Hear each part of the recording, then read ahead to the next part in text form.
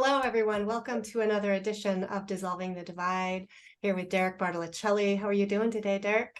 Hey, man. Muy bueno. Merci beaucoup. I love speaking many languages. How do you do? We always We get got rhymes. Konrad Rogoz in the house, keeping it true with his show that's recently just a year old now, and it's been quite the perseverance. It's pretty impressive, going week in, week out, 52 weeks in a year. And that's really cool to hear of what you brought forth to us, far and near. And I like to throw a little rhyme into the mix because you are one of those poetic rhymers as well. Uh, yeah, brother man, how you doing? Hey, a 24 hour, 24 in a day, 52 in a year, far and near. We got all knowledge and nothing to fear, man. Let's go. Woo, let's do it. Thank you for having me. I'm so happy to be talking with you guys, and that's awesome. Let's go. Yeah. So the name of your podcast is Another Day of This Week in Tyranny This is Week the show. in Tyranny. Yeah, I should have wrote that down. This Week in Tyranny. So you've been following what's going on in the world and taking some close looks at stuff. Week in, week out. I've noticed, there are so many podcasts out there. I really think it's important to focus in. Somebody's got to talk about the news, as boring or infuriating as they might be. We got to stay tapped in, stay on point. So it is very important for me to keep the streak going. So yeah, I've just released today episode 52, and I'm ready. Unless they stop me physically, you're going to see those numbers get big real soon. That's exciting. Yeah, that consistency is impressive and meaningful. What is motivating you? What's inspiring you to do this work? What's inspiring me, I find myself more so being inspired by the suffering of the innocent people in the world. So mainly women and children, but really this thing has been in me. Before I even gave it a name, I realized now that it's the righteous indignation, the anger inside me, the sense of justice. It's been there forever, even when I was younger. Interestingly, one of the first things that gave it, I guess, a name or a form was hip hop music. And this is when I was like, in sixth grade, fifth grade, is when I realized there was a thing inside me. And over time, I've been researching more. And then when the pandemic hit and, discovering Mark Passio right at that time, that's when it put me over the edge. Okay, I'm meant to be here. I was born in the right place at the right time, and it's time to fight. The world is going to have one more warrior at least. Hopefully, excellent. I can inspire more. That's great. Yeah, glad to have you on board. Yeah. So today we're going to be focusing in on a very hot current topic of climate change, and really excited to have your perspectives and what research and what information you've gathered on this topic. And maybe we could start with what makes this an important topic to talk about on a show called Dissolving the Divide. It's perfect for a show like Dissolving the Divide because it gets broken down into catchphrases and these neat and nice and all-encompassing terms, but the actual issue is so deep, and it goes way outside of the realm of just the physical. It goes into the metaphysical, and then the psychological, and then the philosophical. And it's been a hot topic issue, hot button issue, like you've said. So it's been coming up on my show, this week, then 2 weeks later. And through that, I've managed to do a lot of research, trying to figure out, where are going to be my counter arguments for all this tyranny that I'm seeing, the climate agenda as we know it. So from there, the hard part is starting, right? The hard part is starting with climate change because it's such a big topic. So here's what I would say. First, I think the most important thing in the most important lessons in how to think in general is do not allow other people to define an issue for you or present it in a certain way or give you a false choice. And this is what we've gotten with the whole climate agenda. Even that term, climate change, we're already losing. It's reduced it to a too small of a box, because really it's about the environment, it's about the treatment of the earth and its creatures, and therefore how we treat ourselves. And it's not just the temperature getting higher. What about the pollution? And then there are different types of pollutions. There are different types of pollution. Then you got to talk about the methane, the plastics, and then you got the radiation as far as heat, right? And all of these things. So most people just accept the terms that we get because there's so much. It really would require a lot of research and interest just to get a foothold in it. Yeah, So that's a great point. Yeah, what do you think is a better term for this topic, this general topic? well, we can keep it, right? The first one, let's just keep it to what it is. Let's leave the term as it is. But then it's the subheadings that are important. Like the main one, they tell us about carbon emissions. Well, it's an interesting thing about carbon emissions because carbon is something we breathe out. So let's remember that when people are talking about carbon emissions, they're talking about breathing.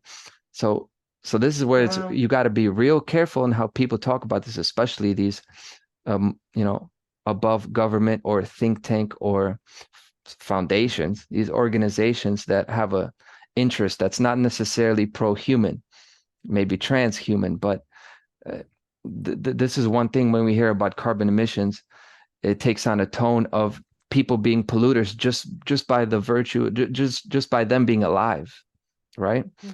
And that's a catchphrase, just like fossil fuels, greenhouse gases. There's double F, double G, so they sound nice, they're rhythmic, and these are catchphrases that are supposed to be synonymous with pollution, but that link hasn't been proven, right? But when they talk about fossil fuels and greenhouse gases, they become these generalities, these glittering generalities, and they have an impact on us.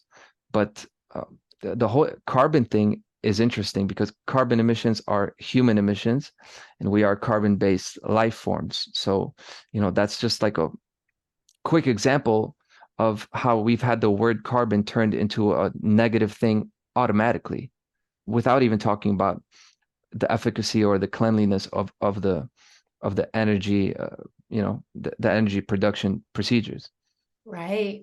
Yeah, that's a Yeah, let profound alone, point. I mean, there's, sorry, Leslie, but there's, the category in and of itself, greenhouse gases. There's probably dozens of these things, but they, targeted, certain ones, that, kind of fall into the lowest common denominator of, every individual, as if, we're the enemy of the planet all of a sudden, as if it's not, all these other things that have been accumulated over time. And we're going to get into geoengineering, of course, which plays in a factor. That is also a factor tied into the transhumanist agenda and all this stuff, and how the dawning of the Rona also tied into that as well, because we had that lockstep, which, is something of a test to see how compliant people can be. And they pushed further and further this greenwashed agenda where there could be this climate lockdown type of thing where our rights are limited as far as our freedoms, so what we can actually do and access and move freely about, just in the name of, environmentalism and all this stuff. So, I mean, this has been played out for so long, and it's been contrived and convoluted in so many different ways. And you can see, like you mentioned, Conrad, think tanks and all these things, and how even the oligarchs have, bought up, even like media and magazines that are like kind of like damage control, or I don't know, they play both sides of the fucking coin, think of controlled opposition. So, think of like a group like Rockefeller that might have invested in, magazines like the Sierra Club, which is, pro-environment and all this stuff. And you would think pro-environment is against, oil companies and this and that, and how anti-fossil fuels and this and that. I'm not for the burning of, fossil fuels. That's a subject all in and of itself, aside from everything, like gasoline, we're going to, like Nikola Tesla had great things, and there's so many things that have been, energy efficient that have been suppressed and oppressed, and like people have died, inventors and innovators over the years, due to whatever kind of conspiratorial, whirlwind people want to get trapped up in, going down those rabbit holes. But, truth be told, and you look at the patterns of, just like any kind of competition in any kind of market, uh, people getting murdered over the past, like, century or two, just because, like, oh, I need to, delete the competition type of shit. And it's kind of like in the medical system, we have this perpetuating feedback loop of needing to have people pay into this participation of life, in a sense. So that's why we're paying so much for gasoline and electricity and all these things, and Medicare and all these things. It's not supposed to be like that in the real natural world of if we're living all by natural law, cosmic law, and all this stuff. I might have said too much already, but yeah, anything about that? Well, I love that you said that. I'll touch on the thing you said earlier about movement, especially about restricting people's movement, and this is what the pandemic did as well. Literally, it stopped us from traveling, and what's significant about that is what I always think about is that temperature is a measure of motion. Temperature, how hot something is because of the molecules and how freely they can move. So this is, in a very fundamental sense, the temperature of the earth is tied into motion. So, reducing the earth's temperature and all this that we're being told with carbon emissions and fossil fuels, it'll slow down our production. Okay, if it's toxic production, of course we shouldn't be doing toxic things to our environment. But this is what the thing that is implied is, it's a reduction of our movement. And if we reduce our movement, then we reduce our flow of ideas, and then we reduce our growth, and then the growth of relationships. And this is kind of what the pandemic did to us. So it's the same thing. The agenda is playing out. Yeah. So agenda seems to be a key word here. And there's a superficial agenda, and then there's some apparent underlying agendas that may be more sinister or more coercive, right? So could we distinguish between those things, just to sort of lay a framework up front? Sure. Well, like the one thing is the actual oligarchs, the people who have a financial interest. And it's another interesting point about how these oligarchs that are supposed to be, you would think that it's in their interest to promote big oil and not government regulation. But if you're the top guy, if you're the monopoly guy, then more regulation is in your benefit, because you can turn up the heat on the whole competition and you'll be the last one to survive. And that's kind of what these Rockefeller types are willing to do. They're willing to bite the bullet to wipe out competition, because in the long term, they will be the only ones who can deal with the massive government regulations. So that's, you could delineate, then that's one aspect of it. Then these people who have an actual financial or some kind of self-interest in promoting this climate agenda. Then you have the carbon tax. You have all sorts of people that have a selfish interest in doing this. But then there is the other aspect that I talk about more, which is the psychological and the philosophical one, and really the occult one, which has to do with shutting down our motor, not just our engines. It's our relationships, the family, shutting down our access to energy. You mentioned Nikola Tesla.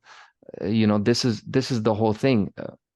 It's not that we're going to follow the climate agenda and then have clean energy. We're going to get taken back a few hundred years to before we had freedom, any sort of it.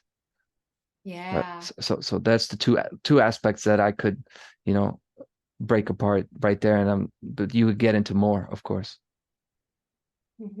Yeah. And all right. So, I mean, we've obviously heard in news and, everyday life type of thing, especially in America, where we have a polarization of, pro-environmental people, bless their hearts and this and that. I feel like, folks have been led astray. I've been one of them, many years ago. But there's this, like kind of like tree huggish type of person archetype versus, you know, like the climate denier, climate change, it's all a hoax, you know, person that's going to be almost labeled as like a right-wing conservative, you know, with his 4x4 revving up all that gas guzzling, you know, shit, and not Diesel giving a fuck about engines. that. Yeah. And it's like, I'm looking at that, it's like, that's cool, you're trying to make a statement, but man, it's like, shit ain't free, you know, energy does not cost, you know, what's the cost of it all, in a sense? Like, maybe you got money to burn, literally, but whatever. But There yeah, seems to be a lot and of it's the same as like, contradictions. Well, I love it. And yeah, this gets into the psychology of it. And, you know, Earth and the oh yeah, environment, it yeah, represents the please. woman. Like that's why we say Mother Nature. Uh, and really the environment is the feminine aspect, and then the person's inner will and drive and their desire to manifest things in the external world, this is kind of more the masculine part, right? So this goes hand in hand with really it comes after, but you know, the women's empowerment, the original feminism, the pro-woman movements of the last century, that's happened. And now it seems like climate change, it comes right on the heels of this.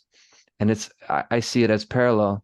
Now we know about like the toxic feminism and all that. I'm not talking about that. I'm talking about just the basic idea that now everybody seems to know the woman is just as free as the man, and she's not limited to just a certain outcome, right? She's just as free as the man is. And also, this is why you get now people being more vegan and vegetarian. You get the organic food movement. You get the natural living movement. This is just kind of like this shift in consciousness. That's of course good, right? This is good. And then, but then you have the climate agenda. You know, that's a separate thing. And this is why you get this kind of Co-opted, masculine, right? yeah, you get the masculine lashing out, but this is not like the real evolved man. This is just kind of like yelling over the toxic feminine voice. But then in all this, yes, we have these two archetypes, the tree hugging type, and then the type that is just, you know, selfish, all for me, I'm gonna do what I want. And neither of these are where we need to be going. And actually going towards the Nikola Tesla, towards, you know, Stanley Meyer, who got poisoned with his fuel cell battery, right? To making these technological innovations, also being compassionate, but also trying to maximize production. This is the next step in the heroic, what I call the heroic evolution of man. This is what men need to do. We need to be the first ones to speak up for the animals and the women and the children, but not through sacrificing our lives for some kind of system, some kind of ideology whose end goal is our destruction, right? So yes, this archetype thing is very real. But then there's the ones that we are trying to form, the person who can, you know, who can have a car. You don't have to be taking public transportation, but at the same time, you don't have a V12 diesel engine, and you know, you're the guy waking the kids up, revving your whole thing up and down the block. Yeah, yeah.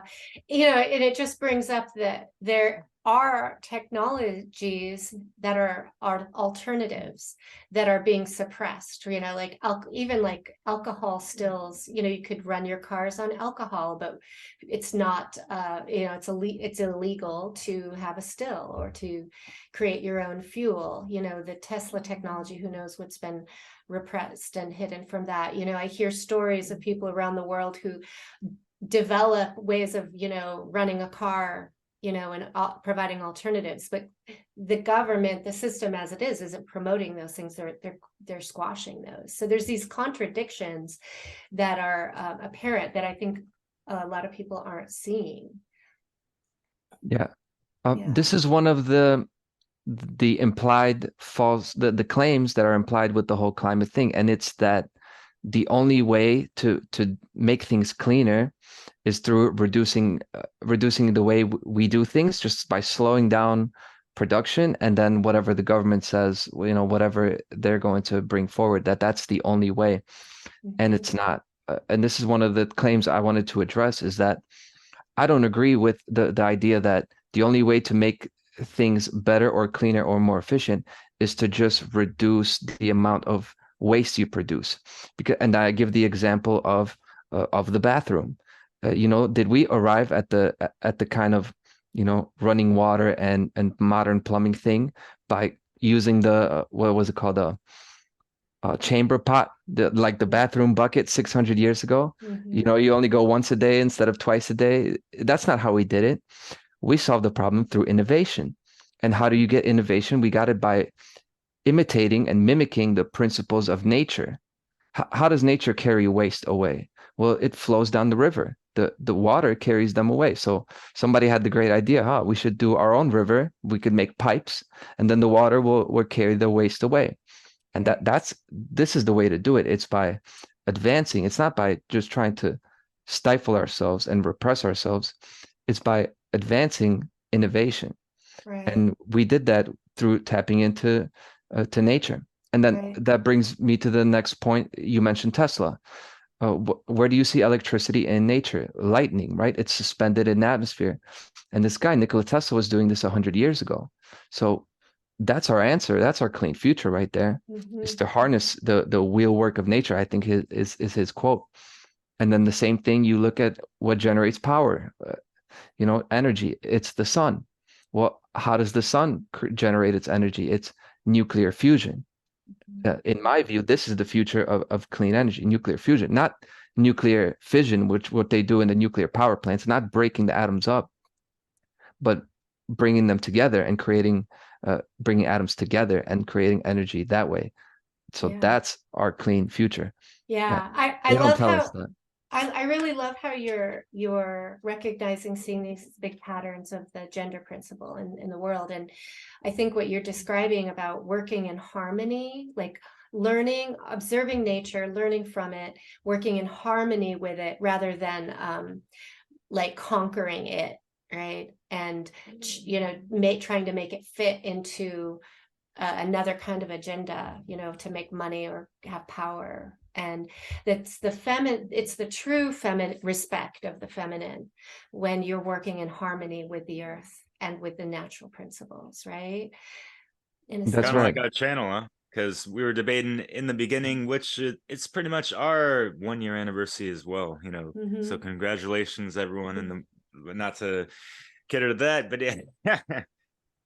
Pat on the back, whatever. But yeah, like it'd be a little too much yang up in that thing if we called ourselves conquering the divide, which I like as flipping the script of the whole divide and conquer strategies that have us pitted up against what motivated Leslie and I to get this thing cracking to begin with. But yeah, it's just like so interesting and sometimes really just so obvious to see how we're getting played on either side of the coin, and how no matter how much research people have done or how much TV people have watched or whatever, from whatever kind of YouTubery, BitChute, Odyssey, and all that other stuff, it just seems like we're still at very polarized positions in our communities, sometimes in relationships, and just like in society in general.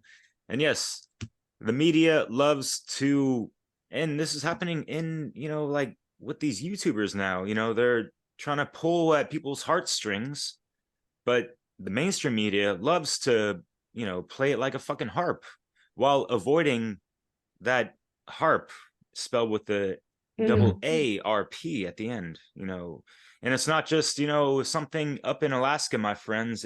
This is like a network, in many continents as well. It's just, there's a lot of, limited hangouts in regards to what is really going on with this whole geoengineering programming. And it's not just fucking chemtrails in the sky and this and that. There's also fucking like things like NextRad and other things like, in Bill Gates has even invested whatever in the boats, like producing artificial clouds, that kind of stuff. And so there's the scalar tech, which was mimicking Tesla's technology. This is just part of the divide and conquer, satanic perversion and inversion of the natural law of things, and which inventors and innovators like Nikola Tesla were attuned to and were, pretty well read into the occult of things and the metaphysical aspects of life and in the creation of the universe, in a sense, and how energy works, the codes of consciousness, if you will. So yeah, anything in regards to all that? I know I Well, ramble too many times now. Sorry. but you mentioned a lot of things that are not good for the earth at all, that the average guy is not doing. So it's absolutely true that, Leslie, to what you were saying before, that our relationship with the earth should not be an abusive one, right? We should be respectful, we should be considerate. But then you mentioned all of these things that are absolutely not considerate at all, and they are about taking everything that nature has and not giving anything in return. It is a very abusive thing. But then you look at who implements the abusive practices in human history. It's the ruling class. It is the people who are implementing these systems of control. Then they do it to us through the way we work, and then we do the same thing to the earth. We are, of course, the hands and feet that are actually working. We work the machines, we operate the oil rigs, and we, of course, we keep these systems going. But we didn't invent these systems. Well, we did, but we are limited in what we can invent. So there is a light at the end of the tunnel. There is a place to go, that we need to go in that direction. But in the meantime, yeah, you got all this exotic technology. You got geoengineering, which really I'm not as well researched in. But whenever I do take a look at this stuff, this is a high level, advanced, dark stuff. And this doesn't get brought into your prototypical climate change conversation. So it goes way deeper. And we should be striving towards harmony with nature, for sure. Sure. I was thinking about the trips to Mars, supposedly, and, the impact of all of the fuel they're using and all the private jets, that politicians are hopping on just because they can. There's all sorts of, again, contradictions and hypocrisies in this. And I think it's important to highlight some of that, because we're getting double speak. The higher up the media, the politicians are saying one thing and doing another, and their policies are all over the map and not consistent. And I find that to be disturbing and important that people should call out.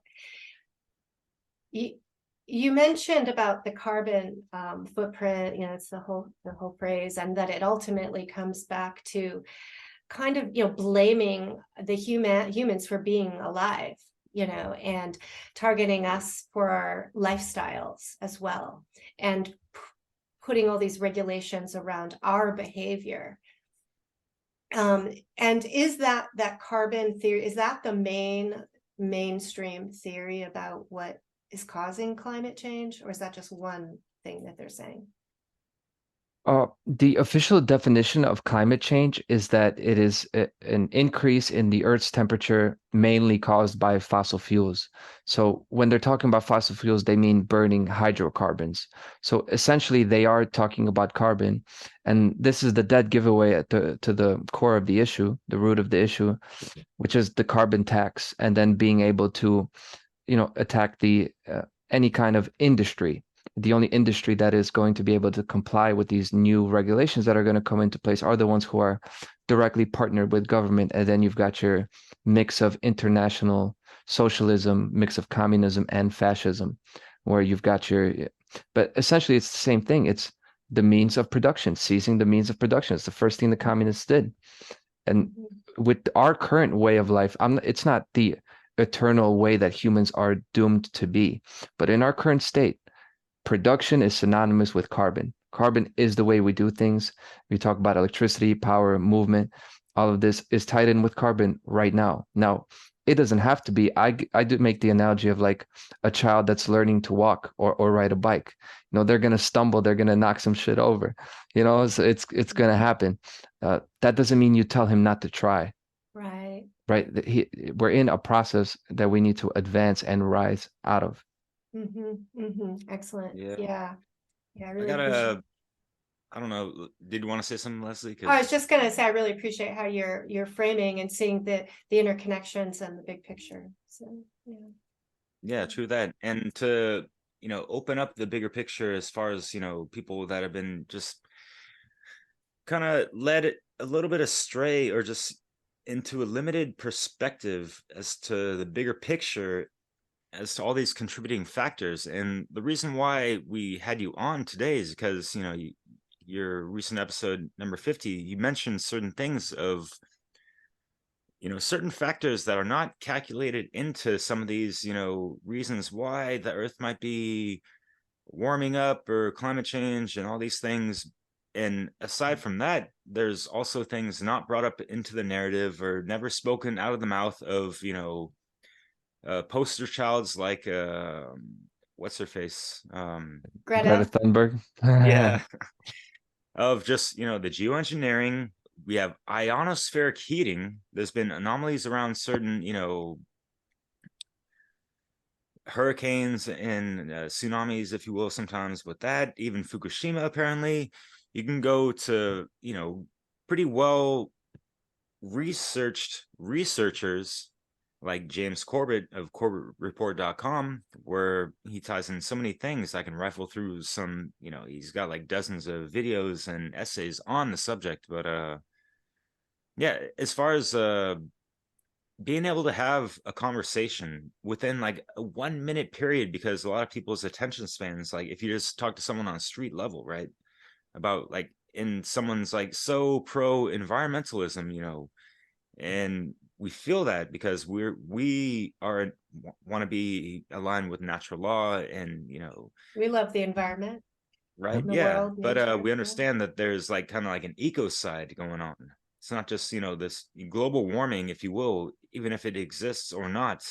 It's just a symptom of a much bigger problem, and it's stemmed from things that you alluded to, like the economy and things like that, and how we're raping and pillaging the earth with no end goal in sight, if you will, and off of finite resources.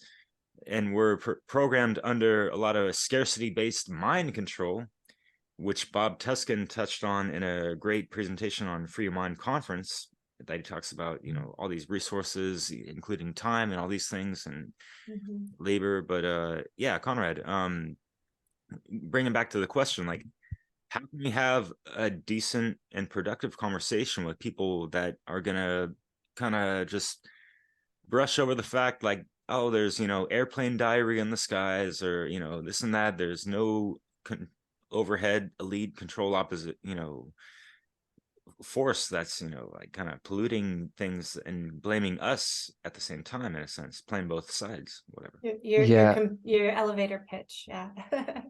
It's hard to have that conversation, right? Right.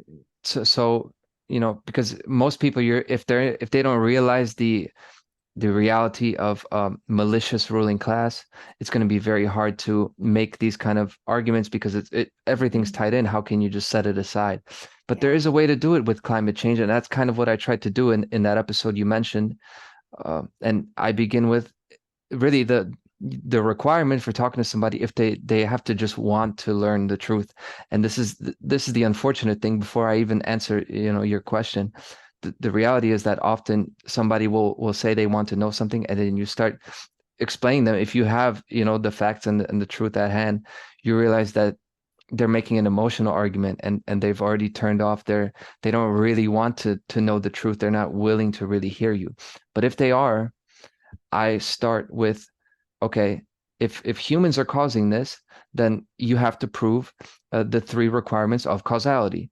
One is that A came before B, okay, and then you have that that it didn't happen by accident, and then the third one, the main one, you have to account for the fact that there are no other variables that are causing this. That is statistically, mathematically, the way you prove causality. So if we're saying that humans are at fault for this, then you have to eliminate all the other causes. So in that episode, I brought forward just a couple of potential causes that I have no way to quantify how much they're contributing, but they're contributing. You mentioned the economy, so I'll throw out, this is my most fringe one, this is my most out there one, but I'll throw it out there first.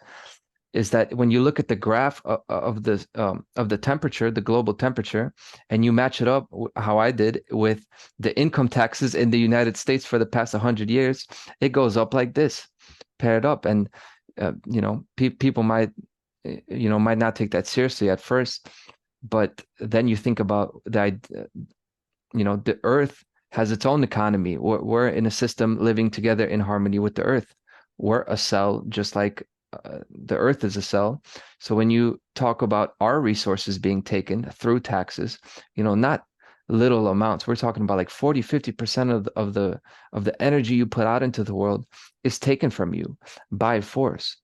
So in a alchemical metaphysical way, are we supposed to believe that that's not having a heating effect? We often talk about the temper of nature, and then the more religious aspects, people look at disasters and say, oh, this is God's way. This is kind of the old school way of seeing it, like this is God's punishment on these people. God's But wrath. then the other, yeah, God's wrath. But then you look at the tempers of Mother Nature, looking at it, it's just a different way to say a similar concept. So there's the taxes thing. Another one is the nuclear effect, underground nuclear testing. And this is a new idea that I came across. I got Clay Hansen's book, The Plausible Truth About Climate Change, which looks at the underground testing really that started around the 50s and 60s, and how many nuclear detonations we have. And of course, any nuclear fission, which is splitting the atoms, is causing huge amounts of heat and energy. Where I live in Chicago, we have like 4 nuclear power stations in the suburbs. I used to work where I was delivering stuff like furniture, and go to all these south suburbs that I never went to. And you drive past the river, and then the whole river, there's steam coming out of it. And it feels like the whole area is dead. And I remember asking the person I was with, I'm like, what is this? Where are we? And turns out, this is the Dresden generating station, the Braidwood generating station, the Byron nuclear power plants. This is all in the area where I live. And this is the kind of just thermal energy that's coming up from these nuclear power plants, which, by the way, they tell us is so clean, because nuclear energy is clean energy, is what they tell us. But look at the temperature that's coming off as a waste product. Thermal pollution is a real thing. So that's the second thing. Then another thing I brought up is, well, the 1900s, from that whole century where we say that that's where really the climate change thing started to become an issue. Well, that was the century in which we had 2 world wars, total genocide everywhere, all throughout Europe, where I'm from. This touched so many people, so much death and suffering. And along the lines of more the metaphysical, you have to at least open the possibility that these kind of things have an effect when you have people, millions of people suffering and dying. That's part of it. That's part of the thing. Yeah. Plus you're generating weapons, right? There's lots of industry that's being increased to make a war, to supply weapons for a war. The explosions and detonations just in that. Yeah. Interesting. Sorry, yeah. In your episode, you mentioned, the nuclear testing and all that stuff, and how that could play a contributing factor. I don't know if that's something that you learned from the author of that book they flashed over there. Yeah, that was Clay Hansen. It's like Oppenheimer and company. Like, since then, like, what have we really done to this Earth? The cause and effect of that in and of itself. Like, what are we doing to this planet? Like, people really do not have that true, like, hardcore connection to the Earth sometimes, and like the whole grand scheme of their perception of reality and their perception of themselves and their just like interconnection to all things. It just seems to be lacking. And obviously, like, television and news media, that doesn't seem to help much at all. They seem to be almost like pointing the finger towards us in a sense, and we're like paying through the nose and out of the ass for it, and like hitting the asphalt with our cars. Where, yeah, I wanted to mention as well as, especially in America, where, things have been so contrived at an infrastructural level in regards to just like how the roads have been paved and some of the rails have been raised. My classic example of that is Los Angeles, back in the 20th century, where they had a decent rail system, public transportation, that got bought up by automotive industry conglomerates, whatever, and they just raised it to, build more roads, to invite more cars onto the road, because that was their fucking modus operandi, to sell fucking cars and shit like that. So that's like economy based fucking, raping and pillaging of more of the earth and this and that. The more disconnection of ourselves to another and just our earth, because, we're just, take it back to the Native American spirit, where, like they saw the white man as like, oh, they're just going to come in here and, cover the earth and, this, artificial asphalt bullshit, and yeah, today's asphalt is kind of built with some of that, earth's blood, if you will, of the petrol, because that is one of the chemicals, and like the whole petrochemical industry, that's a whole bucket of fucking whatever the fuck. Yeah, That ties into the whole control system. Yeah, Conrad.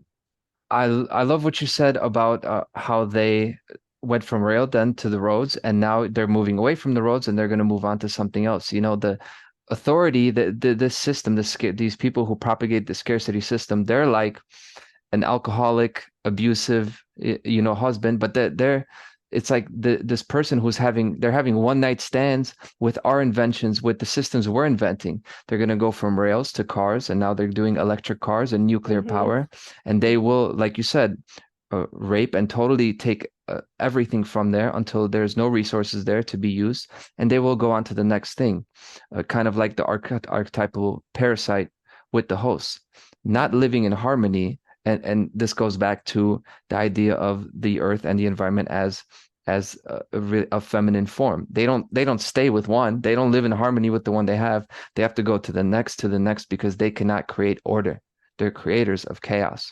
And anytime we create some order, anytime we create something like the combustion engine, which did result, in a great advancement, they're going to stick on that. They can't create that. They got to take what we make, and then try to convert that to their needs, and then try to make sure that we don't invent too much too fast, because then we get more and more free. Yeah, it seems like they tend to stick with things that are the most costly towards us and the most controlling upon us, almost. Yep. Leslie, sorry, you're gonna say? Well, I'm just putting together my thoughts about that, the chaos that's created and the confusion by all this jumping around, in the sub agendas, right? So, we got to reduce gas run cars, do electric cars, but then that's causing whole other problems. And when you look, the deeper you look, the more you seem to see that it's actually not solving the problem that they say it is. And then, you have Elon Musk, trying to solve a problem in LA by building underground high-speed highways, and there's so many little agendas out there without a real comprehensive plan or logic, and there's all this sort of compartmentalization and confusion. I think that really has to be part of the real agenda, getting us all confused. It has to be convoluted, because if it was logical, then we would see the truth that, hey, that we need to work towards inventing new systems, and we need less controls, not more controls. Yeah. This is the solution, because this is, you don't learn to take care of your environment by somebody imposing more and more controls on you. Controls just make a more efficient evader of controls. You know, if we have this policeman that's watching us to make sure we don't pollute the earth too much, well, as soon as they're not there, we have never learned the principle. We have to learn the principle, and the best way to learn principles is to take the brakes off. And people need to find out and be allowed to prosper. This is another aspect of this. We get this image of, you know, the fat cat industrialist who makes all this money, and then, you know, they don't care about the earth, they don't care about anybody's well-being, they just want more and more for them. Well, I think to a high degree that's a false archetype, because when you look at somebody who's allowed to make money, you know, an individual, not a think tank, not an organization, somebody who can afford to take care of the environment, to pay their workers well, to conduct their business in a clean way, because they're not worrying about the rent. You know, they're not worrying about how much food is on the table or who they got to lay off. You know, when you look at the people who live the most polluting way of life, unfortunately, it is some of the poorest people. When you look at the production, it's China, and then you look at the way people live in India and Asia, and it's because of the total, you know, the dilapidated conditions that they live in, that are causing them to live uncleanly. It's not prosperity that makes you live this kind of, you know, decadent, polluting lifestyle. It's actually the lack of prosperity. Yeah, good point. And do you think that is also the trend towards cities and urban living? Yeah, the thing about cities is population density is almost always going to result in a dirty, you know, being dirty. You know, you have people packed into a room, people are coughing over each other, you got body odors. It's just the way things are, right? Irritability. Yeah, the different people have different environmental sensibilities. So the more you sardine pack into a city, of course, especially in the current way we do things, which is the scarcity-based hydrocarbon system.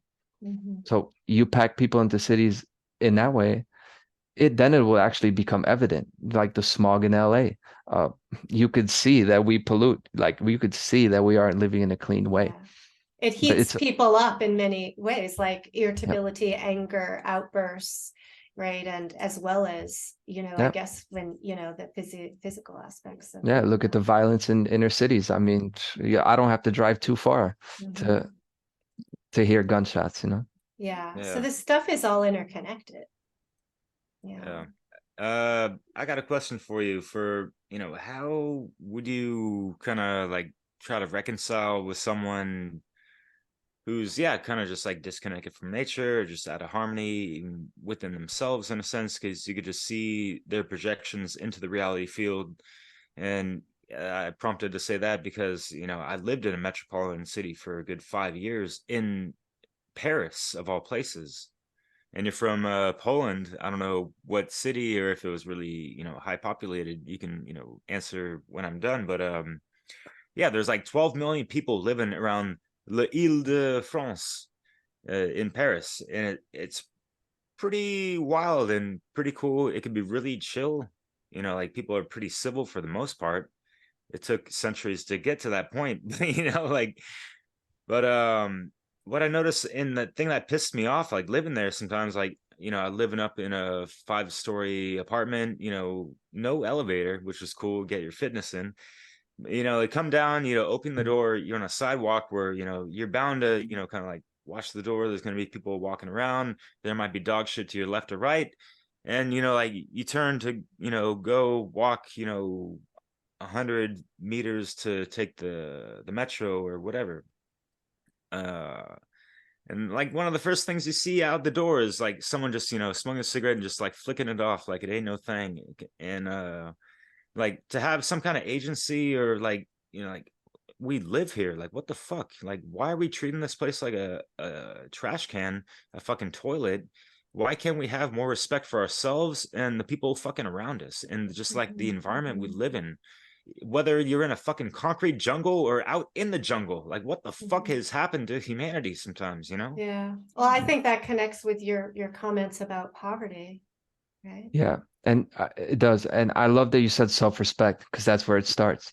But real quick, where I came from Bielsko-Biała, which is right? It's a smaller city. It is a city, but really the outskirts of that, it's more so to the mountains towards the south. So especially around that time still, I was born 96. So Poland's getting a little bit more economically better, but this is still like post-communism. Like it was actually borderline poverty over there. My mom did a good job to keep the lights on. But I never noticed the high density urban life, but I came here to Chicago when I did in 2005, and I noticed the wonder first. For me, I noticed the neon lights, the magic first. I never even thought of anything being dirty. Like I was that starry-eyed kid, like how Europeans think about America. That's how I saw it. Now, over time, of course, then you see the dirty way that people are living, the way they don't respect their block, their street. Many people don't respect their own house. They'll flick a cigarette in their own house. And it's not the pot calling the kettle black. I did this kind of stuff too. I had to learn, I didn't come out perfect. I really was living in a kind of polluting way as well. Not just but see, that connects because I was polluting myself. I talk about my experience with addiction and depression, like that's where I came from. So I know because I was lacking that self-respect for me. Now I'm the type that I'm going to pick something up. I don't care, not because someone's giving me a ticket or because somebody will see me, or it's not, I try to take care of the earth, but it's not that I even care about the earth. I care about not being a bad person. And it all comes from self-respect. And you said it. And this is the way to do it. And what kind of government regulation can you legislate self-respect with? You can't. You got to love yourself. Yeah. So there is some truth here that how we treat ourselves, because like, for example, if we're not respecting ourselves and polluting ourselves with, all sorts of vape pens and, soda and fast food and processed food and whatever, we are feeding into this machine that's in turn, raping the earth in some way or, polluting the earth. And if we start to understand the value of ourselves and the interconnection, the true, real interconnection with our world, with the earth itself and nature, we'll start to be more mindful and thoughtful at all levels to care, right, about what we do. So there seems to be like some truth about human behaviors having a harmful impact on the world. And yet that is maybe the story climate change is telling isn't telling the real story, I guess. Does that make sense? It for sure will focus on only the material, and the material, of course, is the symptom of it, but it doesn't address the cause. I absolutely think it's all about behavior. It's all about behavior, but this gets lost in debate. Some of the environmentalist types might say this. I'd love to have a conversation with a person that just loves, if they care about the whales or whatever they talk about, I can connect with a person like that because they have the care. They clearly care about something. So you can connect with them. But unfortunately, I don't even get really the opportunity to come across them because we get these polarized narratives and we don't even talk to each other. So how often do you really have a conversation with somebody that talks about human behavior and how psychology has roots in the external causes of the world? Not every day, not for me. Yeah. So what would you say though to the person who really does care, and is really trying to be scientifically oriented, and sees the solution as, recycle and minimize your driving and don't use a gas stove, all this sort of rhetoric that's being coming out. What would you really recommend to a person who cares and around action steps? I'd go in two directions, and it's depending on the person. One, the kind of the general one, you can't go wrong. If they're a person who's scientifically oriented and they're dedicated to, discovering truth, then stick to the truth, and then you have to like follow the scientific method, and you got to look at the requirements of causality, like I put forward, and really give it that scientific scrutiny if you're approaching it that way, and really take a look at what is causing the pollution, can you prove it, and really just stick to that.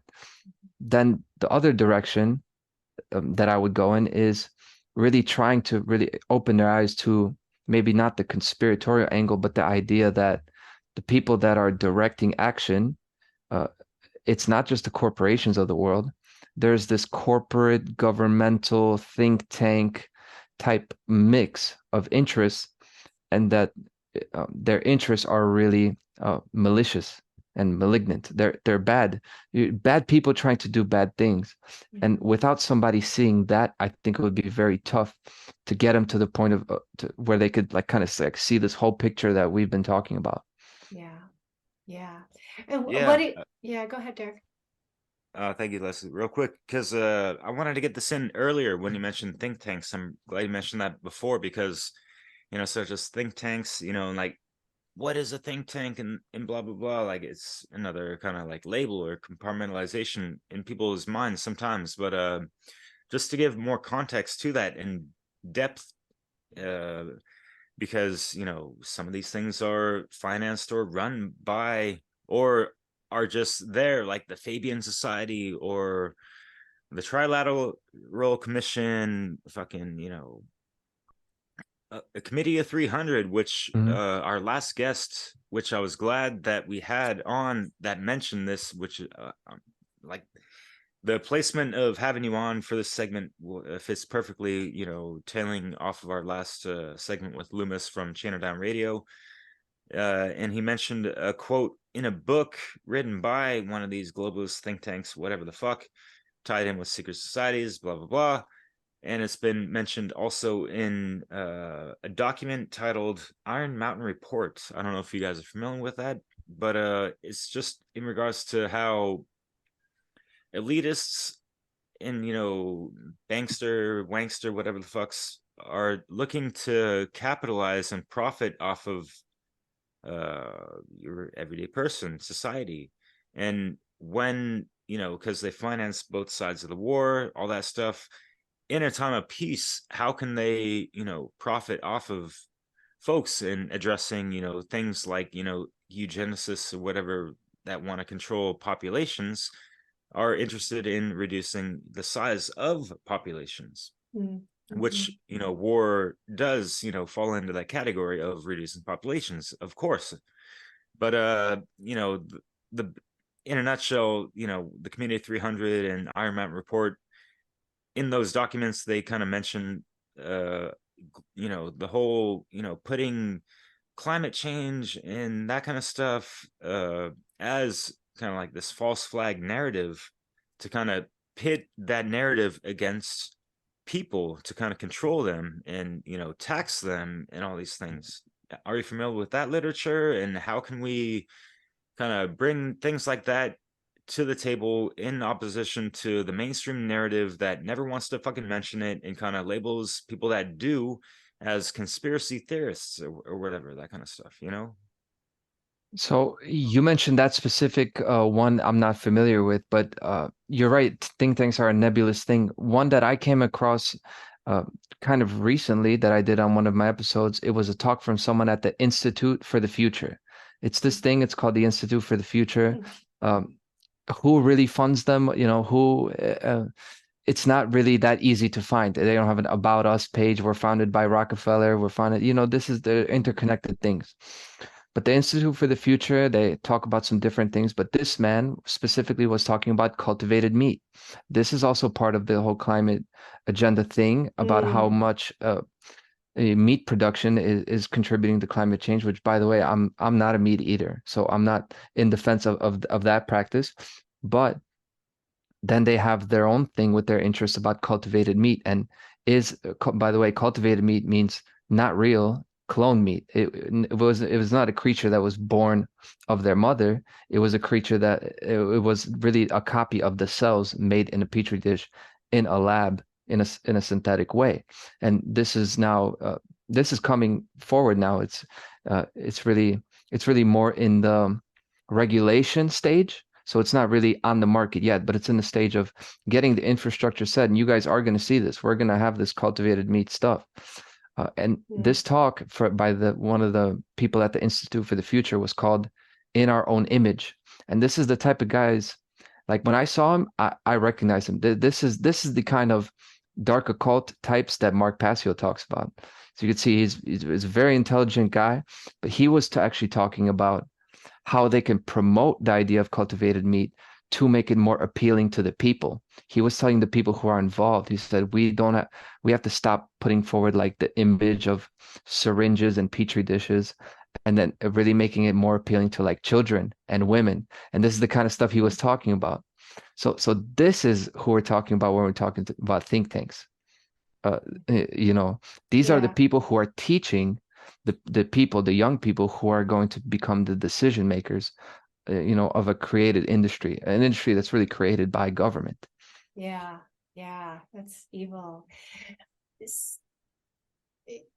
Yeah, I lost my thought there, but it's like the eugenics agenda seems to be interwoven through all of this. And, the like not really caring about people and humanity, so what is it they care about? And it's, we have, what I see is I see all of these different agendas playing out, and they're not all consistent. So there's the mouthpiece for one cause says one thing and is manipulating people's behavior and getting them bought in emotionally for something. And, there's a bit of, trickery and wordplay and symbolism and all this going on to control people's agenda. And the people are thinking they're doing a good thing to help for the world, right? And for people. And yet, when we see all the contradictions, it's really, to me, very clear that there's a whole nother thing that's happening at this, So I just, please share more. Yeah, and also if you can frame that under some kind of like, how can we explain those things to the average person that we're gonna come up with an argument with that's gonna, believe the mainstream narrative type of thing? If that makes sense in finding that. Yeah. What Les said. Thank you, Les. At the Thanksgiving table or the Christmas table, the best way is Tis the season, yeah, man. tis the season, right? For a conversation really where you're not going to get into the specifics or the deeper occult stuff, the way to get them like over the threshold to see it is to make the point that, hey, bad people always make the claim that they're doing good for others, that they're helping others. Often the people, you get these, we know these stories of somebody who was working in a care home, or they're helping the poor, but they were like serial killers or abusive people, and their victims were coming from the population that they were claiming to assist and help. And this is what predators do. It's the wolf in sheep's clothing. So to make that point now, to take it to apply to this, that these people that are so caring about the environment, were really, you have to, like, if somebody's so passionate about that, but you have to look at their funding. If they're important decision makers, if they have a lot of power or a lot of influence, we should really take a look at their background or the kinds of things that they believe in, and then really take a look at their psychology. Hey, is this a bad person? Is this somebody with bad intentions? That's a natural thing to do. We do that, before we let somebody in our house. So would we not do that when the stakes are letting somebody, make decisions based on what we eat, drink, and breathe? Yeah, so but they're the people's champions, so we're programmed to believe them. But yeah, it's really interesting what you said real quick. I totally lost my thought. Leslie, go. Well, I tend to really want to focus on the people who already have developed some of this, like the light bulb's gone off, right? And they're starting to question. And, so what's the next step after that? They've got that point that you've just highlighted really well, articulated well. Then what's the next level of understanding you think that people need? I think it would be a good idea to tune into James Corbett, or like one of the things that opened kind of my eyes, or at least added a new layer, was Mark Passio's presentation about scarcity to abundance and more stuff Mhm. about scarcity-based mind control. Yeah. Introducing these kind of contemporary voices, kind of like me, people who are doing the research and really putting our minds together right now, Mhm. because everybody's becoming more and more refined. Clay Hansen now wrote this book, taking from all these different researchers, and the kind of, I guess, picture that we could put forward is getting more condensed and more effective as we go on. So um, I'd go to people like that, and then the whistleblowers who are more researched than me, because I can't tell you about specific things about Right. geoengineering, but David Lim can. Yeah. I Yeah. believe is his name, that the presentation that Mhm. he did. So go to the primary sources, and then we have to be Yeah. able to cite that. A book like this, David Lim's, I hope that's his name, the geoengineering presentation. Um, Mhm. I'd I'd give people that. They don't have to Yeah. take it from us. I'm just a researcher. Yeah, no, great. So could you please expand on the psychological aspects? And, you just mentioned the scarcity based thinking, that plays into this. Yeah, and before I lose my train of thought again, like I just did, and it ties into this whole scarcity-based thing because, this whole environmentalist, narrative has, you know, made people conditioned to a point where they do not want to reproduce. They don't want to have Mm, kids. They don't want to birth another child into like the thing just off of the basis of like, I don't want to contribute to the global warming effect, like my carbon footprint is big enough and shit, like the news mm-hmm. is telling me this. And that's nothing against them. It's just like they've bought into a certain narrative or propaganda or A whatever, if you will. worldview. Yeah, exactly, Leslie. And like how can we kind of like bring certain things to their perspective that's not gonna make them do a knee-jerk reaction in 2 seconds and walk away without having anything productive in that interaction type of thing. You just talked about the key thing when you talk about the psychology of it is actually just what you mentioned. When you talk about psychology, the big monsters, the big destroyers are shame and guilt. And this is what we are being made to feel through the messaging that we're getting. It's being guilty that we are the reason that the penguins are dying. We're the ones putting the plastic thing around the duck that you see in the Dawn commercials, not their business practices or anything like that. It's us. We take on the guilt for actions that we haven't done. Now, to a degree, of course, guilt exists for a reason, right? If we're feeling guilty about something contributing to an immoral behavior, then we should face that and try to change the behavior. But it's Mhm. this type of chronic guilt that I think people are in, not just about climate change, but I think people have a chronic guilt about sexuality. I think we have a guilt just about being happy. I think most people aren't happy, and we think that looking out, wanting the best for ourselves is bad. So it's Yeah, this kind of guilt and there's shame. starving people in China or Africa. Yeah, yeah. Yeah. So then it's a very toxic thing, because that doesn't help the people over there. It just reduces you. It ties you, it hamstrings you from being able to experience joy. It tears down your potential and the capacity for joy and Mhm. happiness. Yeah. And that's Yeah. the opposite of what drives innovation.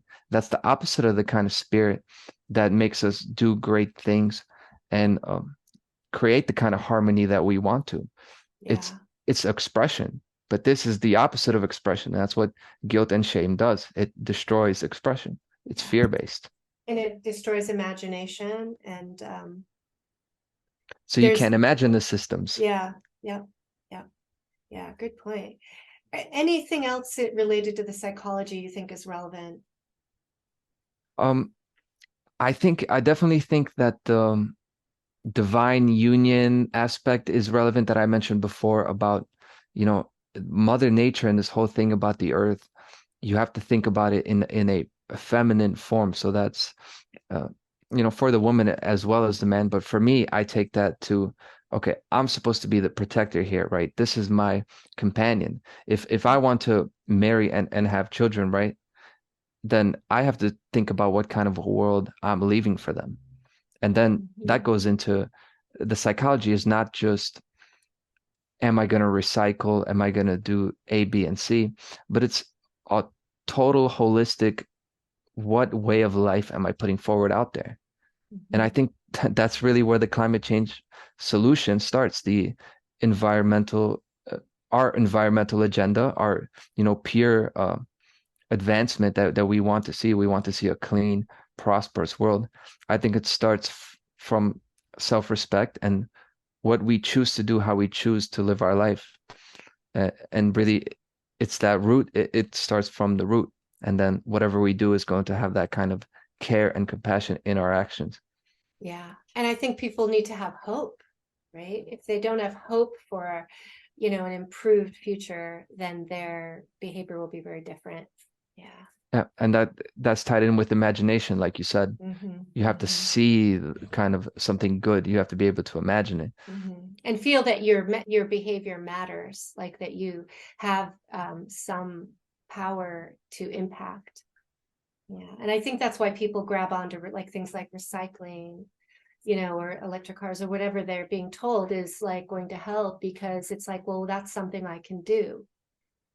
Most of the people I talk to really do care about those things, and that's why they're doing those actions. And I don't know the truth. I don't know, like, does recycling really make a difference? These steps that people are being, But even putting just the action of putting that blue bin out there, taking the time to do it, I think it's important in itself, even if it doesn't make even if it makes 0.01% difference. I do think people gravitate to these kind of systems because you could see the effect you're having. And that goes back to psychology as well, because that's how kids learn to, to be industrious, to express themselves. They have all these ideas, and then based on whether, the adults or their friends around them, whether they respond to them and say, good job, or they tell them, no, you're not good enough. You're not good at this. But this is what we've been being told, especially through the public school system, is that we're not having an impact. We can't do anything. So that's very missing. The unfortunate thing is, whenever we do get that positive reinforcement, hey, you're making a difference, it's these foundations that who knows if they're giving the money to actually a good cause. Like these cancer foundations, are they giving the money to actual cancer research, or the kind of stuff that, dwarfs the actual researchers and keeps them down? Right. And puts money in the pockets of the people who create chemo and radiation and things like that. Yeah. Yeah, there's a lot to look into with like philanthropists, funding type of things.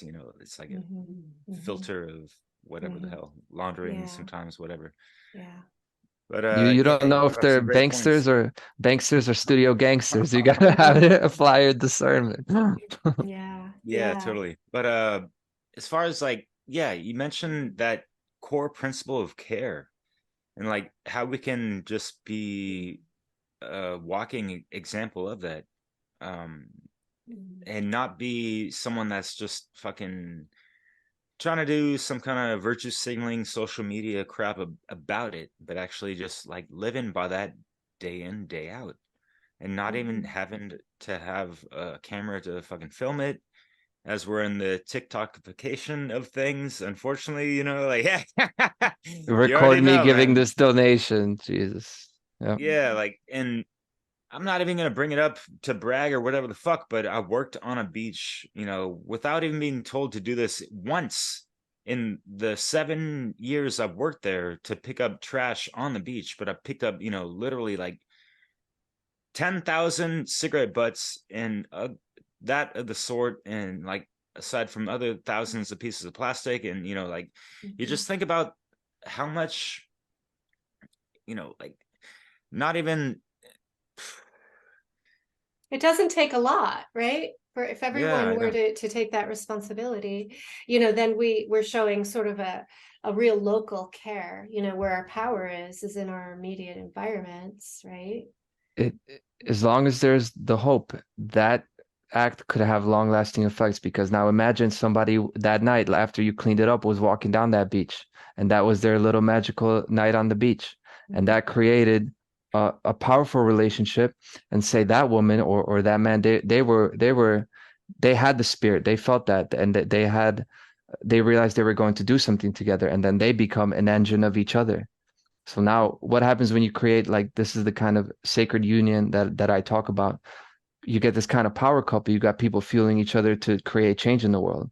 Now, because of that beach being clean, providing the environment for some magic to happen, as long as there's somebody to go to that beach and try to experience that, then these little actions could have long lasting effects. That's how I look at it. That's interesting. It makes me think of the forests, you know, and the natural wonders, you know, and here where I live, Northern California, you know, there's a lot of burns, Redwoods. burning and fires going on. Yeah. You know, and Yeah, too. the cost of fire insurance now is making it really hard for people to live and buy property out and off grid, because, you know, if they're going to get a loan, you can't get a loan unless you have the insurance, and if you can't get the fire insurance, you can't get the loan.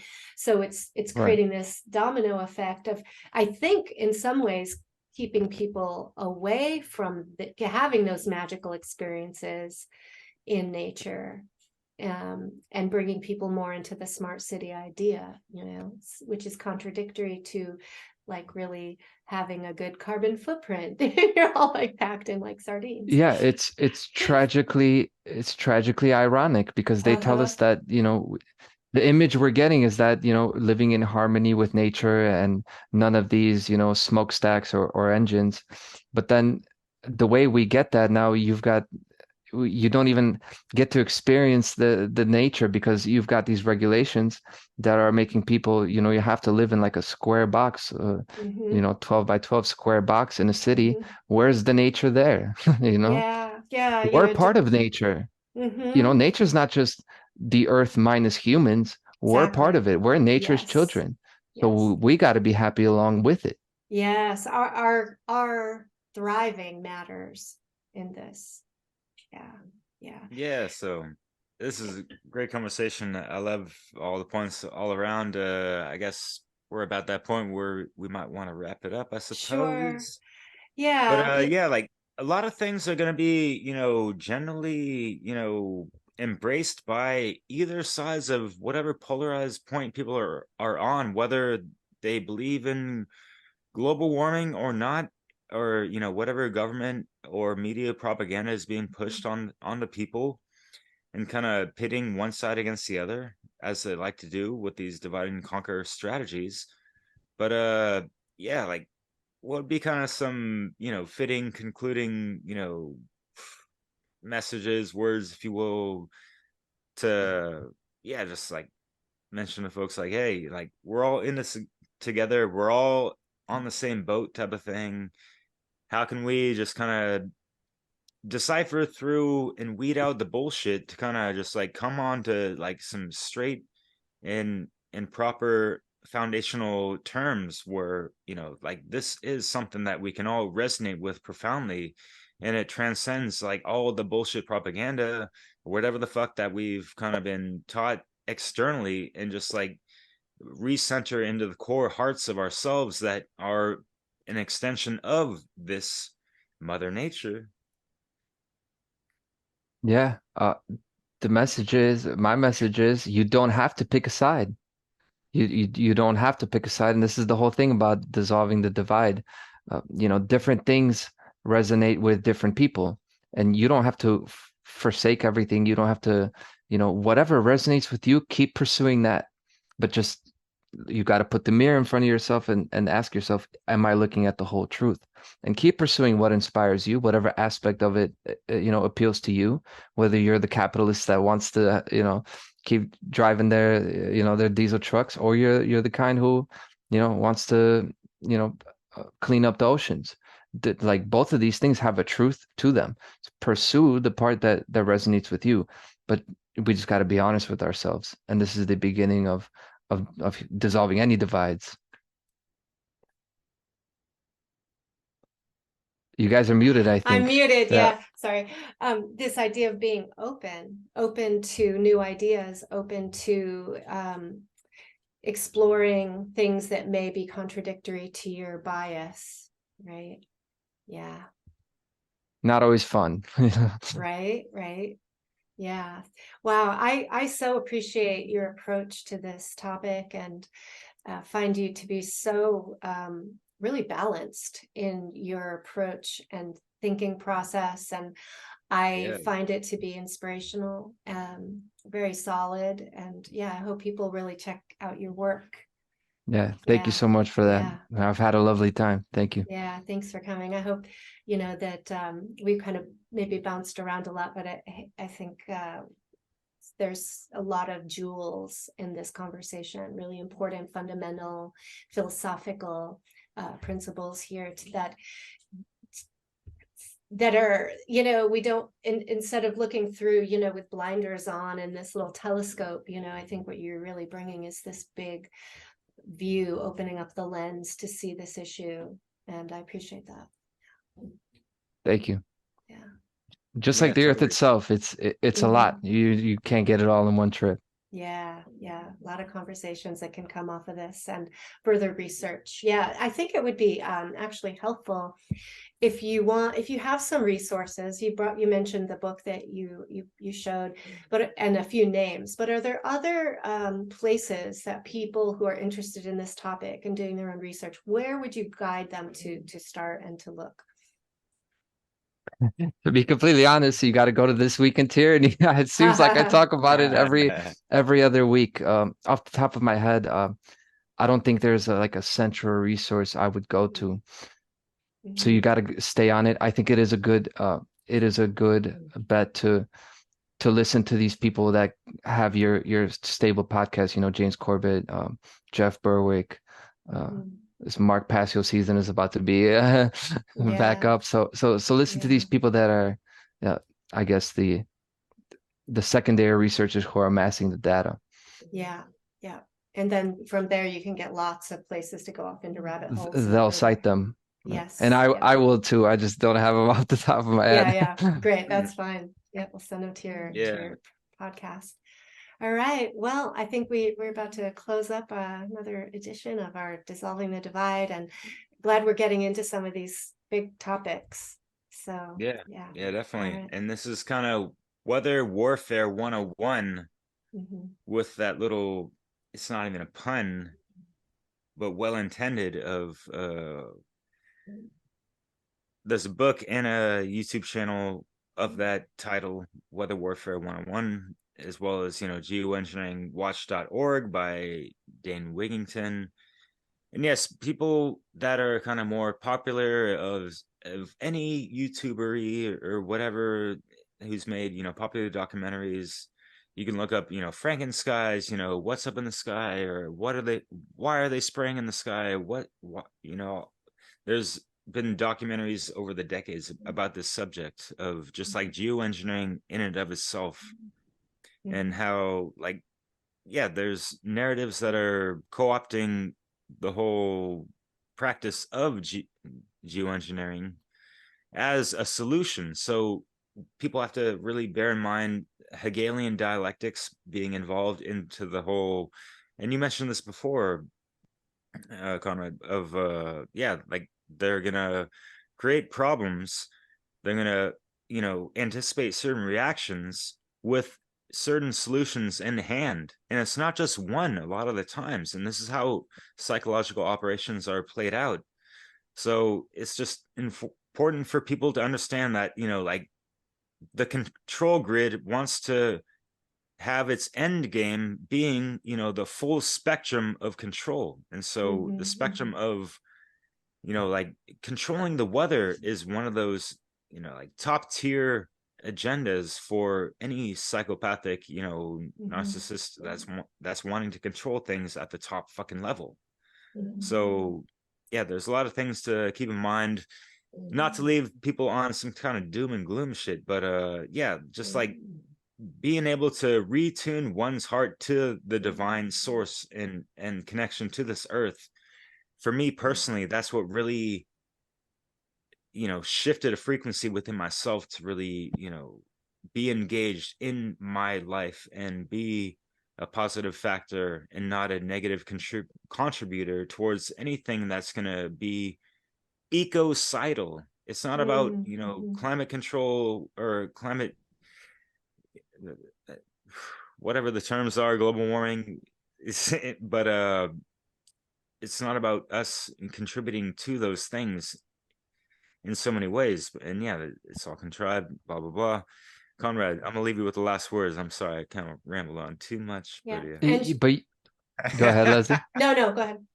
You said ecocidal, and yes, we shouldn't be ecocidal or egocidal. We shouldn't kill the earth, and we shouldn't kill ourselves, breaking our back to try to Ooh, I fit like that. someone else's vision. So I absolutely, for me, this inspires me, because when you start researching how the earth is and kind of the journey of humanity, this is a hero story. This is an inspirational story. So I wouldn't close the book on us yet. Like, there's work to be done here. Yeah. And how can we each be a hero in this story, and contribute toward the good? Yeah. Please share where people can find your podcast. Truthandlaw.com is the website. I'm on the One Great Word Network as well. And then my show is This Week in Tyranny, but my website is the best place to find everything, truthandlaw.com. Excellent. Well, I'm going to be looking up at more of your stuff. Yeah. Thank you. Hell yeah, Conrad. Yeah. Sweet. Thank you All guys right. so much. Man. Yeah. Much love. Yeah, appreciate your contribution to everything you've done and with our conversation as well. Yeah, thank you. You as well. Yep. So thanks everybody for watching. See you next time. I appreciate nature and all that exists around me.